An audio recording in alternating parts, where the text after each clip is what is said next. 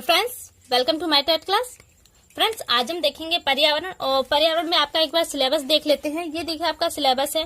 यहाँ से लगभग हमें देखिए हमारा परिवेश, मेला, स्थानीय पेशे से जुड़े और जल, ये सब सारे टॉपिक हमने कंप्लीट कर लिए हैं। आज हम देखने वाले यातायात एवं संचार। देखिए यातायात और संचार हम कहाँ से पढ़ेंगे, एक बार मैं वो भी आपको बता दूं। देखिए पृथ्वी और हमारा जीवन क्लास 8 की बुक है। यहाँ से हम जो पढ़ने वाले, यहीं से हमारा टॉपिक होगा। ये देखिए आप लेसन 6 है, भारत में यातायात, व्यापार एवं संचार। लेकिन हमें जो पढ़ना है वो यातायात है और संचार, हम व्यापार नहीं देखेंगे। तो आइए स्टार्ट करते हैं, अपनी वीडियो देखते हैं। यातायात, यातायात क्या है? देखिए हम जिससे एक स्थान से दूसरे स्थान पर जाते हैं वो यातायात कहलाता है। किसी सामान को एक स्थान से दूसरे स्थान तक ले जाने के लिए जो साधन यूज होते हैं वो आपका यातायात कहलाता है। शायद ये आपको दिखाई दे भी रहा होगा कि नहीं, इतना डार्क है। यहाँ पे साफ साफ लिखा है कि जिन साधनों द्वारा एक स्थान से दूसरे स्थान तक व्यक्ति या वस्तुओं का आवागमन होता है उन्हें यातायात के साधन कहते हैं। एकदम सही पैटर्न। अब देखिए यातायात के 3 साधन कौन कौन से हैं? स्थल मार्ग के साधन, जल मार्ग के और वायु मार्ग के। बताने की जरूरत नहीं, ये चीजें आप जानते हैं। आगे है आपका स्थल मार्ग। देखिए स्थल मार्ग में हम पढ़े तो स्थल मार्ग, देखिए धरातल पे आने जाने के जो रास्ते होते हैं उन्हें स्थल मार्ग कहते हैं। और स्थल मार्गों में आपका सड़क और रेल मार्ग आता है, यानी कि सबसे ज्यादा सड़क और उसके बाद रेल मार्ग दोनों सम्मिलित। नागरिकों की सुविधा के लिए सरकार द्वारा सड़कों के विकास पर जोर दिया जाता है। जो आपकी सड़कें हैं वो कई तरह की होती हैं। कौन सी है? राष्ट्रीय राजमार्ग या एक्सप्रेस वे भी कहते हैं, राज्य राजमार्ग, प्रमुख जिला सड़कें, अन्य जिला सड़कें और ग्रामीण सड़कें। अब देखिए आगे दिया है, आप अपने बच्चों को, ये बच्चों को पढ़ाने के लिए इसलिए हम लोग के लिए इम्पोर्टेंट नहीं, इसे छोड़ देंगे। यहाँ देखिए ये आपका चित्र के माध्यम से भारत का नक्शा और चित्र के माध्यम से बताया गया है। यहाँ पे इस चीज को बता पाना थोड़ा मुश्किल होगा क्योंकि कैमरे में पूरा आ नहीं पाएगा। और यहाँ देखिए आपका दिया शेरशाह सूरी। शेरशाह सूरी ने कोलकाता में पेशावर तक शाही राजमार्ग का निर्माण करा था। इसे ब्रिटिश काल में ग्रांड ट्रंक रोड के से जाना जाता है और इसे जीटी रोड के नाम से भी जाना जाता है। वर्तमान में यह अमृतसर से कोलकाता के बीच विस्तृत है। अब देखिए भारत के जो प्रमुख सड़क मार्ग हैं वो दिया है। राष्ट्रीय राजमार्ग 1 यानी कि NH1, ये कहाँ से कहाँ तक जाती है? दिल्ली से अमृतसर। फिर राष्ट्रीय राजमार्ग 2 जिसे NH2 कहा जाता है, ये दिल्ली से कोलकाता जाती है। वहीं पे हम देखें तो राष्ट्रीय राजमार्ग 4 यानी कि NH7 जो वाराणसी से कन्याकुमारी तक जाती है और ये यूपी से होते हुए जाती है। ये इम्पोर्टेंट है। यहाँ बॉक्स में देखिए दिया है, इस समय अपने देश में 52.32 लाख किमी लंबी सड़कें हैं। राष्ट्रीय राजमार्ग की कुल लंबाई लगभग 1,475 किमी है, जो कि कुल लंबाई का 2% है। देखिए 2% होने के बाद भी यातायात का 40% वो वहन करती है, यानी कि 40% जो काम है वो इन्हीं सड़कों पर होता है। फिर देखिए आपका दिया है राष्ट्रीय राजमार्ग 7 भारत का सबसे लंबा राष्ट्रीय मार्ग है और ये यूपी से होता हुआ जाता है। भारत के अन्य राष्ट्रीय राजमार्गों को मानचित्र में देखने के लिए बताया जा रहा है। अब देखिए यहाँ पे थोड़ा सा ये प्रिंट कम हुआ है। स्वर्णिम चतुर्भुज महामार्ग, यह देश के 4 महानगरों को जोड़ता है। प्रश्न क्या होगा, आपसे पूछा जाए कि स्वर्णिम चतुर्भुज जो महामार्ग है वो किन 4 राज्यों को जोड़ता है, और उसमें से रिलेटेड आपको 4 ऑप्शन दिए जाएंगे। देखिए किसे जोड़ता है ये देख लीजिए। दिल्ली, मुंबई, कोलकाता, चेन्नई, ये 4 महानगरों को जोड़ती है। कौन कौन सी है? दिल्ली, मुंबई, कोलकाता, चेन्नई को जोड़ता है कौन? स्वर्णिम चतुर्भुज। और इसकी कुल लंबाई कितनी है? 5,846 किलोमीटर लंबा सड़क मार्ग बनाया गया है। फिर आपका आता है उत्तर दक्षिण एवं पूर्व पश्चिम गलियारा।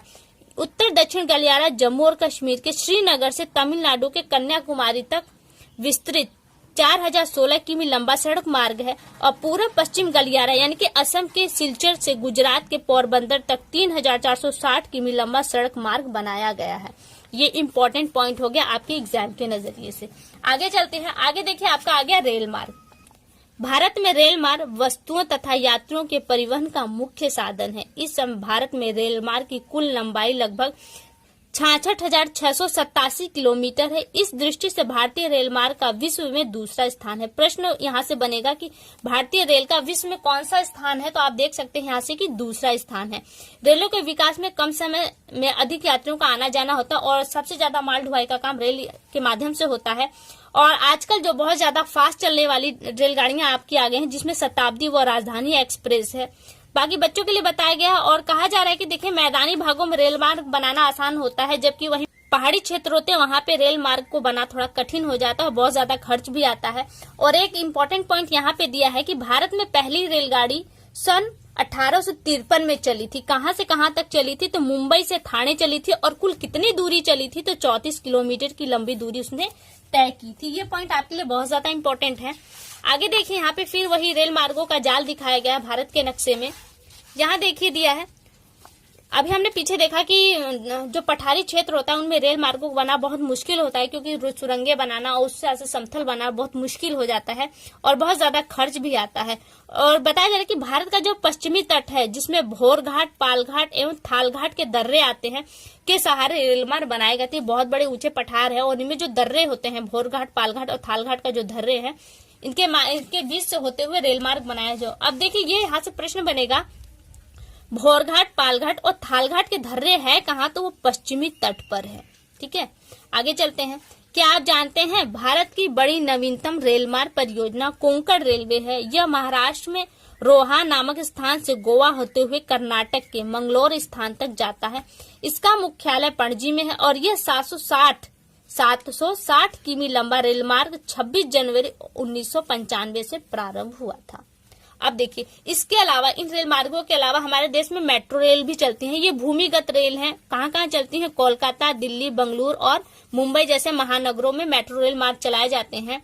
और फिर यहाँ पे बच्चों के लिए कार्य दिया गया है। अब देखिए, आपका आगे दूसरा आ गया जल मार्ग। जल मार्ग में देखिए क्या होता है, जो नाव है, स्टीमर, जहाज, वाद्य, ये जल में चलाए और जहां से चलाए जाते हैं, ये आपका कहलाता है जल मार्ग। उसे जल मार्ग कहा जाता है। यह यातायात का सबसे सस्ता साधन है और ये दो तरह के, कौन से? एक है आंतरिक जल मार्ग और दूसरा है समुद्री जल मार्ग।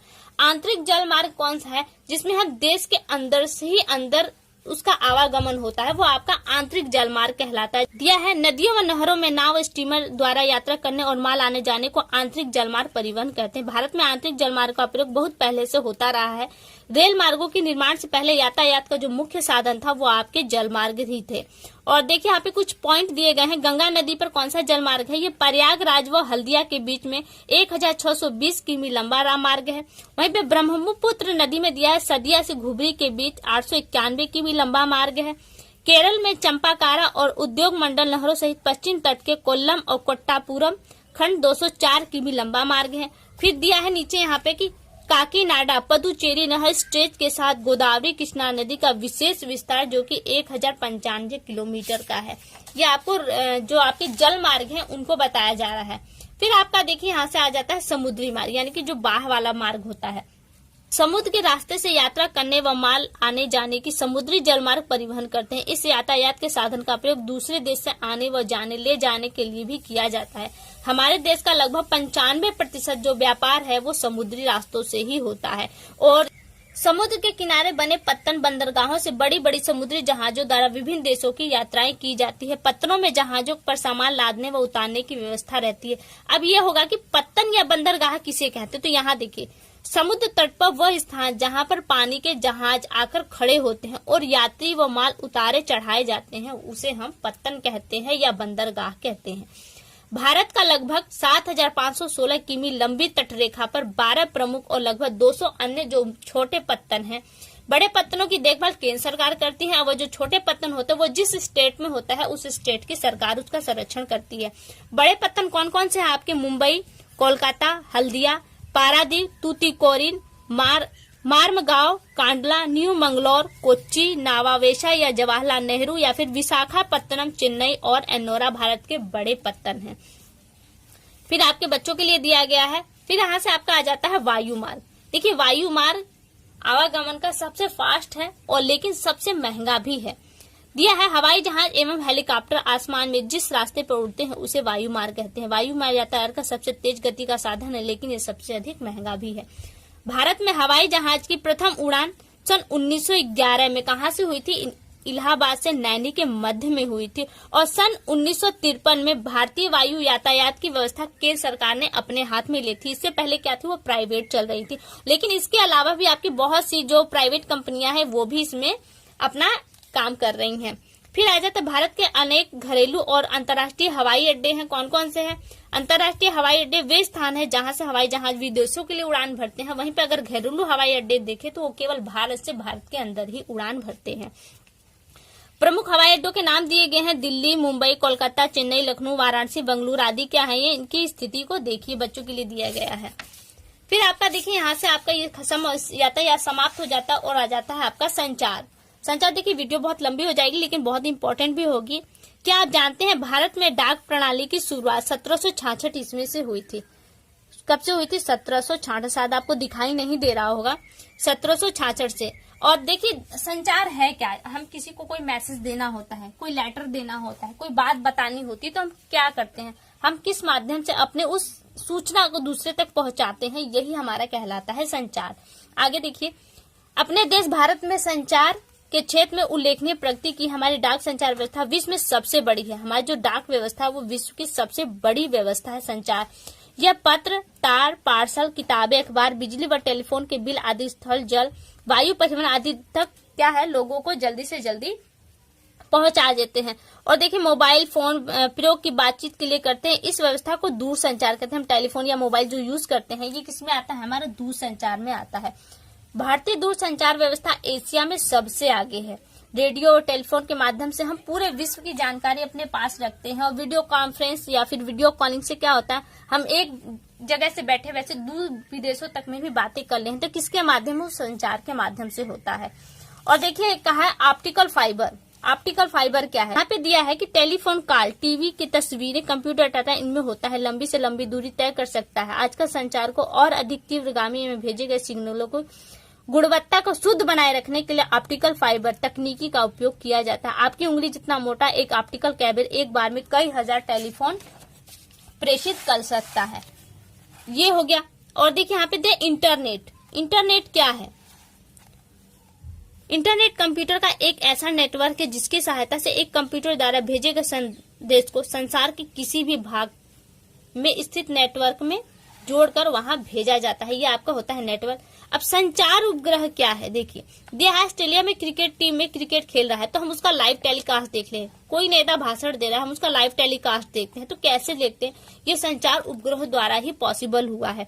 सीधा प्रसारण देख सकते हैं, इसे संभव बनाया है संचार उपग्रहों ने। इस समय संचार उपग्रह दूरस्थ शिक्षा, ग्राम विकास, महिला एवं शिशु कल्याण, पंचायती राज, व्यवसायिक प्रशिक्षण, जनसंख्या नियंत्रण आदि कार्यों को अच्छे ढंग से जन जन तक पहुंचा रहे हैं। यानी कि जो भी प्रोग्राम देख रहे हैं जो लाइव होते हैं, वो जो हमारी संचार व्यवस्था अभी तक सबसे ज्यादा ऊपर गई है वो किसके कारण गई, तो संचार उपग्रहों के माध्यम से ही सबसे आगे गई है।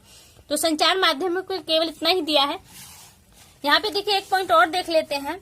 यहाँ आपका दिया है कि विश्व व्यापार संगठन WTO यानी कि व्यापारिक मामलों के एक विश्व स्तरीय संस्था है जिसके भारत सहित अनेक देश सदस्य हैं। वर्तमान में इसमें जो देशों सदस्यों की संख्या है वो 160 है। और WTO क्या होता है, वर्ल्ड ट्रेड ऑर्गेनाइज होता है WTO। इंटरनेट का प्रयोग किए जाने वाले WWW का विस्तारित रूप है वर्ल्ड वाइड वेब। यानी कि एक बार एग्जाम में आ चुका है कि WWW का विस्तारित नाम बताना था, तो क्या है आपका वर्ल्ड वाइड वेब है।